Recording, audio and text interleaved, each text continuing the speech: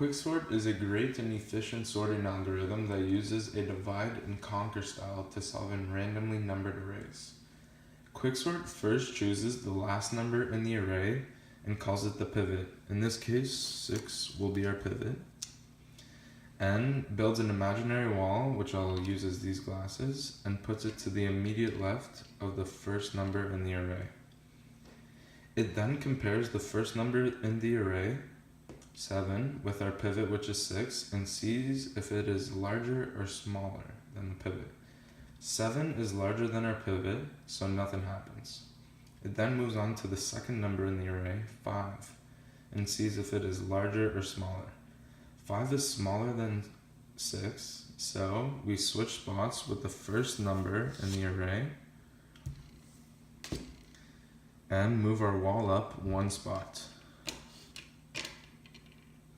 It then moves on to the next number, 9, and compares it to our pivot, 6, to see if it is larger or smaller, and it is larger, so we move on to our next number, 3. 3 is smaller than our pivot, so we switch it with the number that is first in our array and move our wall up one spot. We then move on to our last number in our array, 8, and compare it to 6, our pivot, and it is larger, so nothing happens, and that completes our first cycle of our array. After completing the first cycle, the pivot takes the spot of the wall, thus splitting up the array into 3 different arrays. 5, 3 is one, 6 is another, and 9, 7, 8 is another array. It then goes to the first array and does the exact same thing we did in the original array. Labels the last number, the pivot, and creates a wall to the immediate left of the first number. It compares 3 it's smaller or larger than 5, 5, it's larger than 3, so nothing happens, and the pivot takes the spot of the wall, thus ending that cycle of that array.